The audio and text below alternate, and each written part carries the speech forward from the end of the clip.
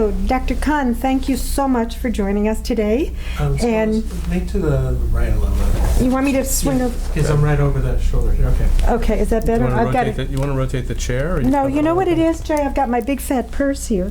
That's making me move over it. Let me get... Okay, hold on a minute. Okay, I'm good. Okay. Is that better? That's good. Okay. So we're just thrilled that you could join us today, and we would greatly appreciate it if you could introduce yourself so that for the benefit of our audience.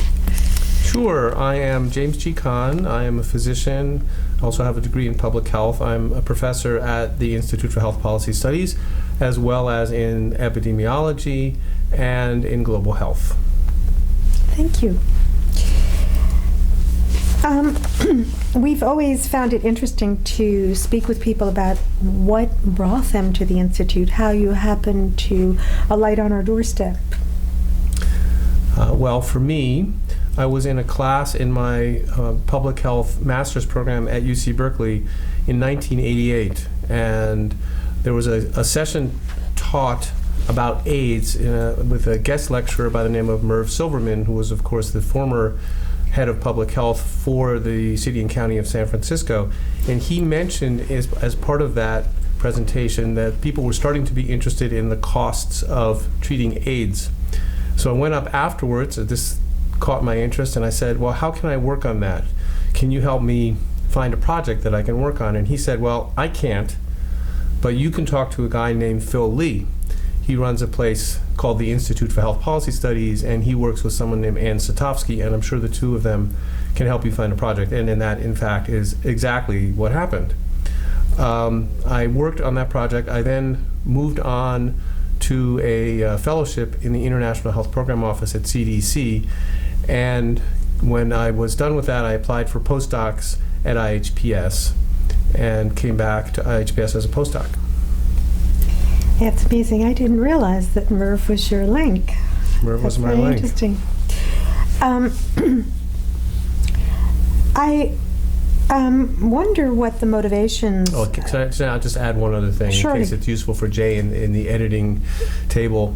What's interesting about my postdoc is that Phil Lee, who supervised the postdocs at that time, he always said that the purpose of the postdocs was to train people so that they could go seed the field. They could go nationally and potentially globally to create a health policy network. By that standard, I was an abject failure. I never left UCSF. Much to our good fortune, and to the good fortune of the field as well. The field was seeded, but in a slightly different way. Slightly different way. Not what Phil had in mind. All right. I'm wondering, Jim, if you could give us a little bit of history about what the motivations were for you personally taking on areas of research, and in particular, what led you to an international focus. I will just glance at my notes here for a second. Mm-hmm. Take your time.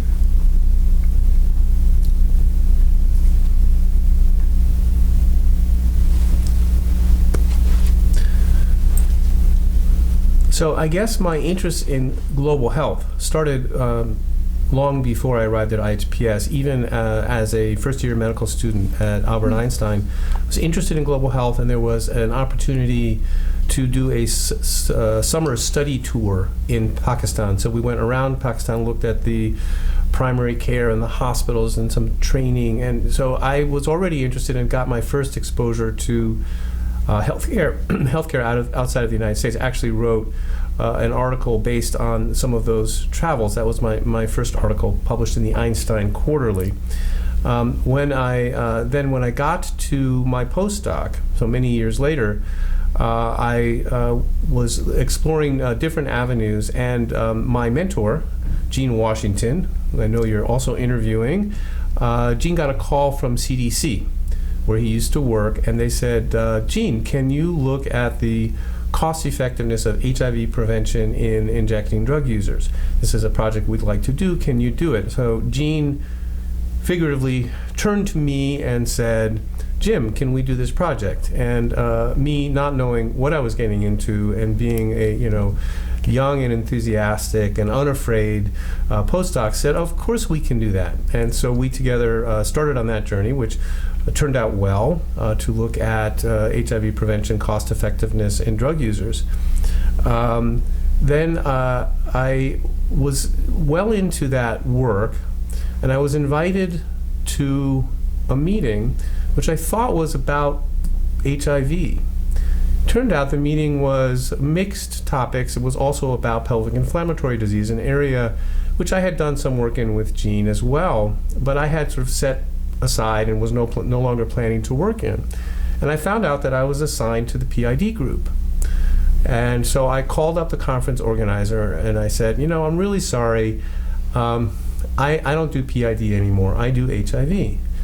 And she said, oh, I really need you in the PID group. I understand, but we really want you in the PID group. Please, please, please, please, as a favor to me, could you please participate in that group? And so I grumbled to myself and I said, okay, fine, I'll happily do this favor. Sort of thinking, why am I going to this conference? This isn't what I want to do anymore. And I'm telling you the long version of the story because it's interesting how things work. So I participated in the PID group, and then we reconvened the whole meeting reconvened together, and the discussion drifted to different topics, and the topic of HIV came up. And I made a comment in the open session about HIV and cost effectiveness. And right after the meeting closed, this young guy came hustling up to me and said, hi, my name is Steph Bertozzi. I'm head of policy for UNAIDS, and I have a project for you. Are you interested? And that led to my first major international HIV cost and cost effectiveness work, which has paved the way for everything else. So I guess the moral, if there are any young health policy people listening to this tape, the moral is go to the meetings even if you don't want to. You never know what's going to come of it. That's great. That's great. That's a good story.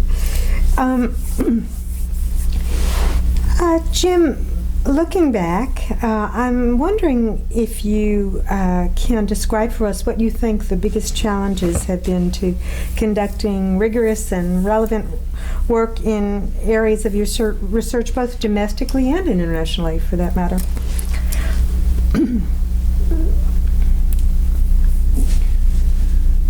In my work, try that again. My work is mostly about trying to inform decisions about prevention and treatment strategies. This is, by necessity, a mix of competing techniques. On the one hand, we need to summarize the evidence that's known about a particular set of intervention strategies, which may be quite sparse and imperfect, maybe not well done, maybe not so relevant. We also need to frame decisions. We need to express the options in a way that a decision maker can say, oh, I can do this or I can do that. And framing those decisions is an important part of the work that I do. And then we need to try to match the evidence that we found with the way we framed the decision. And as I said, a lot of times the evidence is sparse, and therefore we have substantial uncertainty in what inputs to put into our analysis.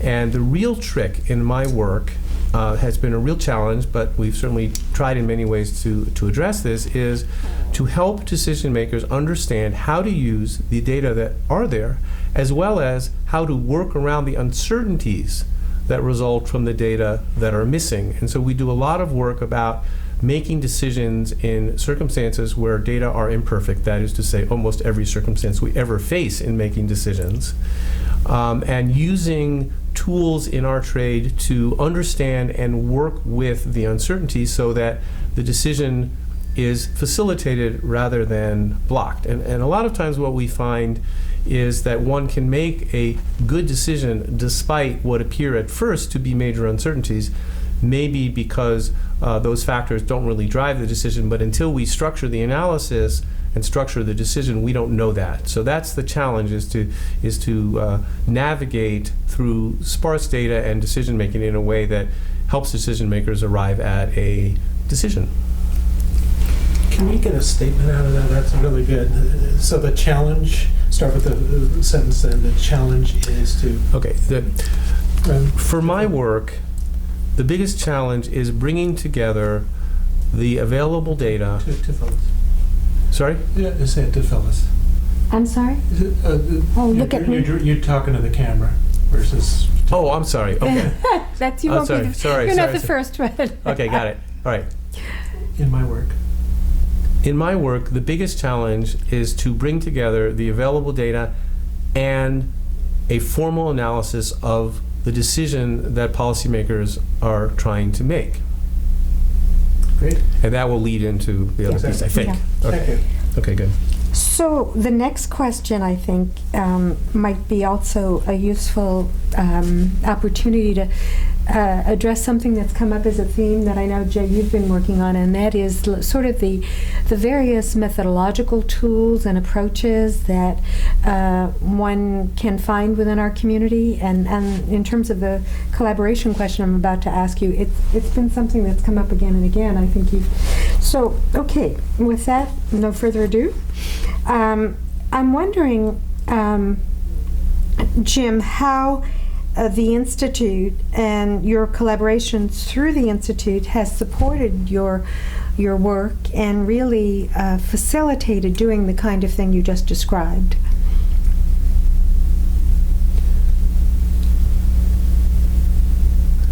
IHPS has made my career possible in two ways. First of all, administratively, the Institute has always been there to help me, protect me, help me when the money was coming in, help me when there was a gap in funding. And I want to emphasize for everyone who might be listening that all of us experience gaps in funding, even the very best.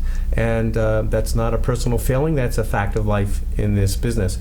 The other way is that I've received incredible mentoring. The current director, past directors, my mentor, Gene Washington, all of them instrumental in helping me become more sophisticated as a researcher, as a manager of research enterprise, and in many other ways. Too many to enumerate right now. The mentoring system is critical, and I certainly do my very best to pass that on to people who are coming up behind me.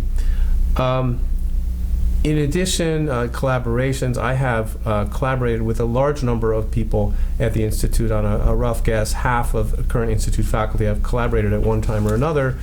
And it's been great because we've been able to combine the very diverse skill sets that people at IHPS have. And I've also collaborated with others who are not at the Institute, but collaborations which the Institute has helped facilitate in various different ways. So, highly congenial, exciting environment, a great workplace. And I'm not only saying that because Phyllis Fetto, the MSO, is the interviewer. No. Well, I was looking at the camera when I said that, so you'll have to cut that out. So. You can cut that out. Sorry, I keep looking at the camera. You know, it's funny because I was just thinking when Is it distracting? No, I don't know. It's just like a it's shield in fine. front of Well, I was thinking about the fact that the task order mechanism, it fostered. I mean, that was an administrative mechanism that brought in some business. Let me add that because I think that's an important one. Yeah. No. One particular administrative. No, let me try that again.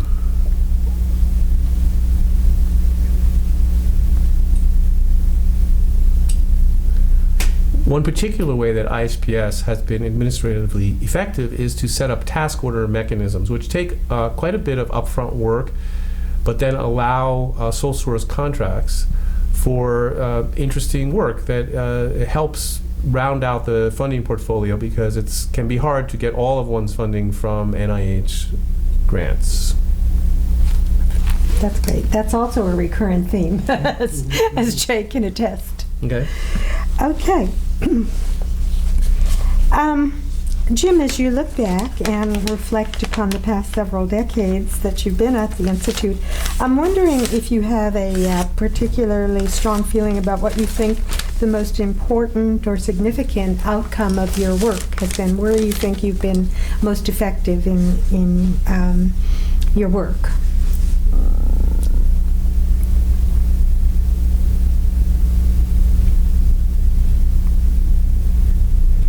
And if you would like me to rephrase that, I can do that. No, Okay. that's fine. I'm just looking at my response. That's a heavy question to ask Looking at my somebody. response. It's kind of like, what have you been doing for the past few decades in your life, and tell me why you think it's important, you know? Sure, no, it's fine. It's a good question. We know why it's important. No, it's a good And question. It's I a might great add question. It's that actually, okay, it's actually, no, but seriously, it's a question I ask myself periodically. Of course you do. do. Let me start with that.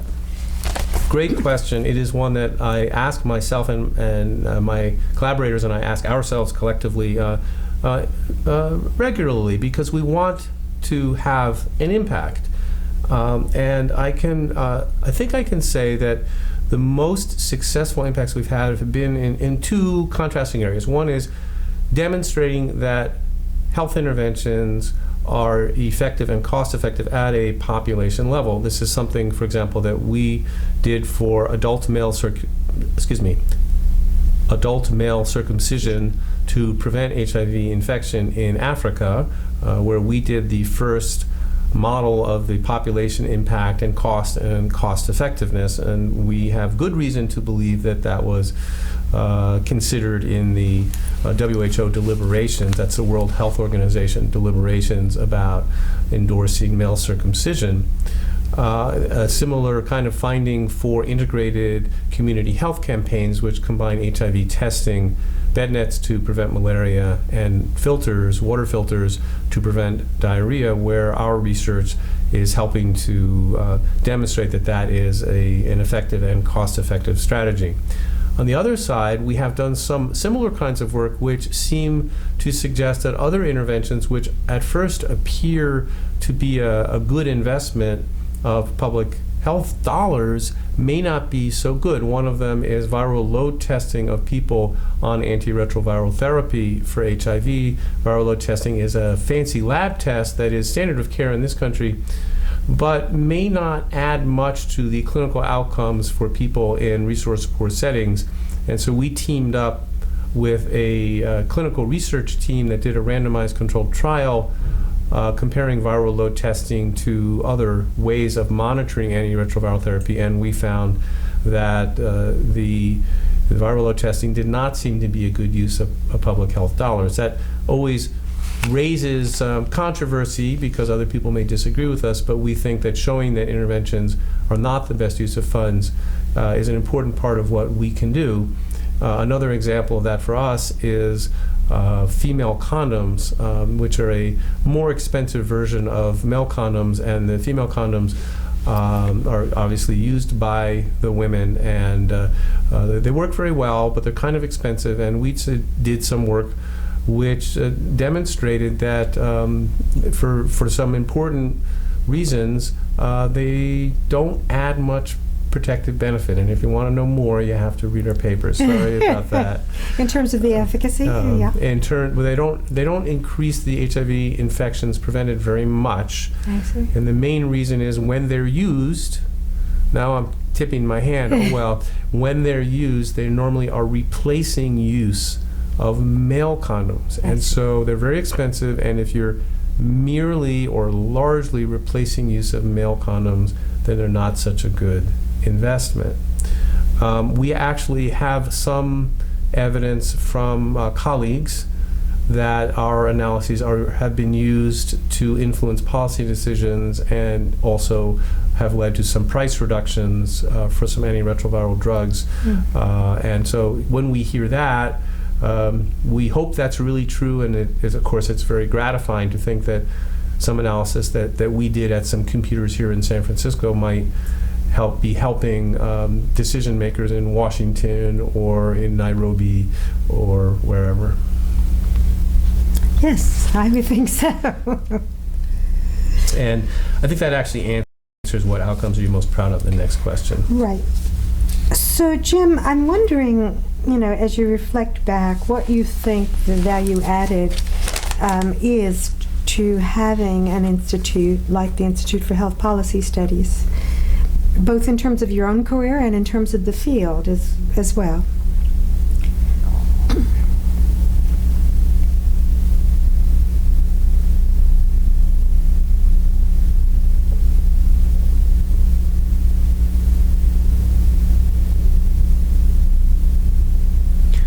Jay, I'm gonna do something here. I'm actually gonna read this, and then, because I want to get it in my head. If it comes out Sure. okay when I read it, fine. I suspect it won't, but then I'll do it again. Okay. All right. Okay, but look this way, not at Well, the he's Well, camera. it's gonna hard read 'cause I it. have to He's look- gonna Well, you're going to look. have to look up and down. You can Okay. pause. So are you going to try to summarize it after you read it? First of all, tell me how it sounds Yeah. when I read it, okay? Okay, I will. He knows I have sharp elbows. For me, the value of the Institute has been in incubating, no, sorry. For me, the value of the Institute is that it incubates and grows a broad range of health policy research, both theoretical and practical, as well as providing teaching and training. Without IHPS, the relatively few individuals around UCSF who conduct policy research using formal policy analysis techniques would lack an intellectual home, so that they would, without IHPS, the relatively few individuals at UCSF who conduct inquiries using formal policy analysis would lack an intellectual home base that fosters creativity and rigor for the definition of policy issues and the methods to discuss them. Okay. What do you think? I like the last bit, and maybe we can summarize that and give it directly to Phyllis. Okay. So just take the last. All right. So maybe one phrase you could leave out would be the relatively few people who conduct, because I think the other thing is that is seeming to be the case is that more and more people on the campus are reaching. I know I'm going to it's- stick with my point, All right. but I'll clarify it. Okay. Okay. I don't want to persuade you Okay. to say something. Okay, I'm going to start all the way over, but I'm not going to read. Okay. The value of the Institute is that it incubates policy research, both theoretical research and practical research for particular problems and with particular clients. Because the Institute exists, the people who do formal policy analysis around the university have an intellectual home base. Some of them have offices at IHPS, some of them just collaborate with people at IHPS, some of them trained at IHPS and then move on to other places in the university.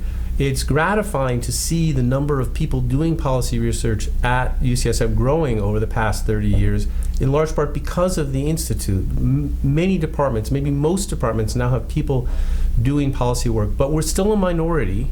And so someone who's sitting in orthopedic surgery or in neurology doing policy work may be surrounded by 10 times more clinicians and basic science researchers, and having the intellectual home base at IHPS where they can discuss with colleagues what the latest techniques and issues are provides an important and rigorous point of reference for their work.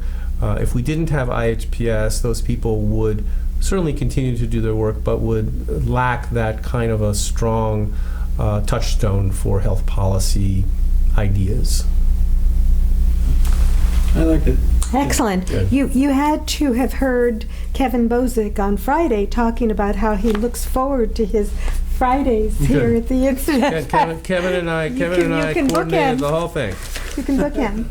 So, And one more story. so Jim, special things about IHPS. I mean, you have been amazing in terms of the time you've invested both in the Academic Affiliations Committee and recruitment activities. But I think you're most famous for the special outfits that you've been willing to Sure. wear at the White Elephant. Phyllis, I would be insulted if I didn't have notes on the White Elephant right here. Okay, okay. All right. Stories, aha moments, especially touching and meaningful experiences. All right. Well, my IHPS experience, I think I would be remiss if I did not mention a very special part of my IHPS experience. For 12 years, about half of my time at IHPS, I have been the MC or co-MC with Annie Larson and then with my son Zev of the IHPS Holiday White Elephant Party. This is a very special event held usually mid-December, of course, where everyone brings a gift, something that they wish they hadn't received as a gift, and we put them all on the front table, and then we pick numbers and randomly grab them. And it turns out that one man's garbage is someone else's treasure. And so as people get these gifts and pull them out of the bags and boxes, what they thought, what the person giving it thought was not worth keeping is a real find. And we allow the other participants in the White Elephant to steal those gifts. And sometimes there are very eager, enthusiastic, maybe even out of control efforts to steal those gifts within the rules. But I also really need to mention that the other feature of this White Elephant, it is the time each year when I dig deep into my clothing bureau at home and pull out the spandex sparkly pants. They are truly very sparkly, and I think slightly famous for being sparkly. About 2 years ago, I embellished the costume with some roughly size 20 clown shoes, nice red and blue color, really good look.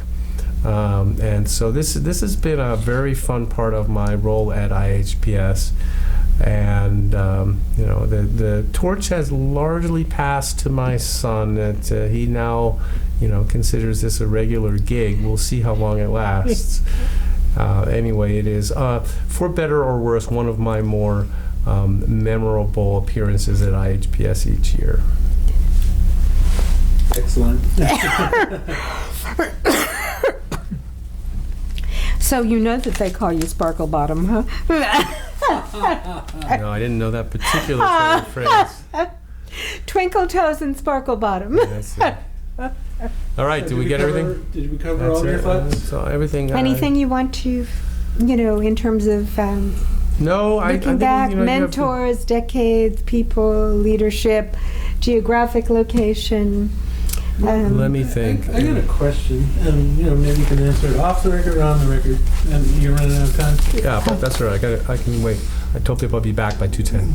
When you hit a resistance to certain policies, how do you break that barrier? Is that something maybe you want to touch on, or? Well, it's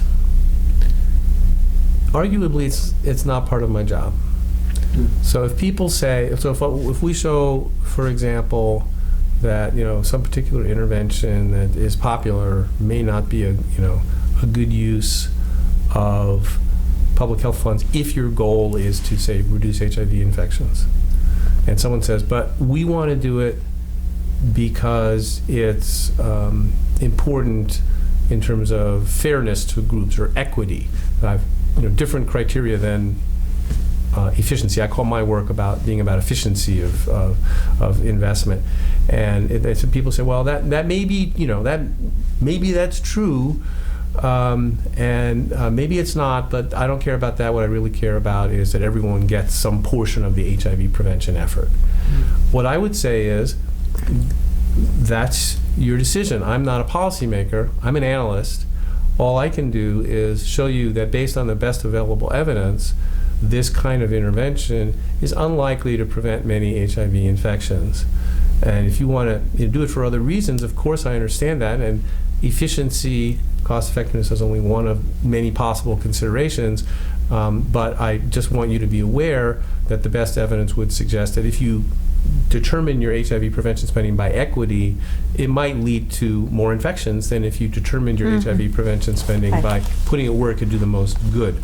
But I will tell you a story that if you like, we can then put on camera. Are you running? Are you Good. rolling? Good, that's great. Tell it to Philip. Okay. Tell it to me. So on the issue of what's the role of cost effectiveness analysis, I can tell one interesting story, which I actually tell often in my teaching, which is back in the early 90s, I was part of an IHPS project funded by the Centers for Disease Control about needle exchange. Is needle exchange a good public health intervention to prevent HIV in drug users? There were many parts to the project. I was in charge of the part of the project about cost and effectiveness and cost effectiveness. I also participated in some of the site visits. We went to New Haven, Connecticut, and one of the people we interviewed about needle exchange was a local minister at a church there who was adamantly opposed to needle exchange. And we went to meet with him to understand his concerns, and he said, it's a moral issue. As far as I'm concerned, injecting drugs is immoral, and giving people clean needles appears to encourage an immoral behavior. And therefore, I don't care what you show me for data, it's just wrong on that basis, and that's what I care about. Very nice, thoughtful, articulate guy. We left on good terms, but disagreeing. I saw him 6 months later at a meeting convened by the Kaiser Family Foundation in Menlo Park, and it happened because I'd had a nice interaction with him in New Haven. I sat next to him, and I was actually busy doing some of the analyses that I was charged with doing for this project. And one of the things we did was something called a sensitivity analysis, where we looked at how the results depend on uncertainties in certain input values for the analysis. So how well does needle exchange reduce HIV risk? Well, we're not sure. There's a range. You do the range, and then you look at the results across the range. And I showed him this, thinking that he might be interested, but it wasn't going to change his opinion. He looked at it for 5 minutes, and he said, "You've convinced me." And I said, "Sorry?" He said, "You've convinced me. If the results are so good, even with all of the uncertainty, and that even with the worst possible assumption about how well this intervention works, it still looks that good, then I'm a believer." So here's someone who had categorically denied the relevance of data, cost effectiveness, because he said it was a moral issue. Yet, when he saw this analysis, in particular with these sensitivity analyses which deal with this issue of uncertainty, something clicked. Something worked for him. Whether he was ready to do that anyway when he walked in, I don't know. But I found it to be a fascinating reversal. And what I always tell my students is that when you do these analyses, you need to include sensitivity analyses, because there is a psychological, not just cognitive, but psychological impact to seeing that results are stable despite uncertainties in what we know. That's a nerdy technical point, but it does have implications for how we do our work, and is a good example and a rare example, I'm afraid, of a crossover from a view that's based on philosophy outside of efficiency to the efficiency view, which I look at with cost effectiveness analysis. Excellent. That's great. It's a good story. Thank you. Terrific. All right, I'm going to run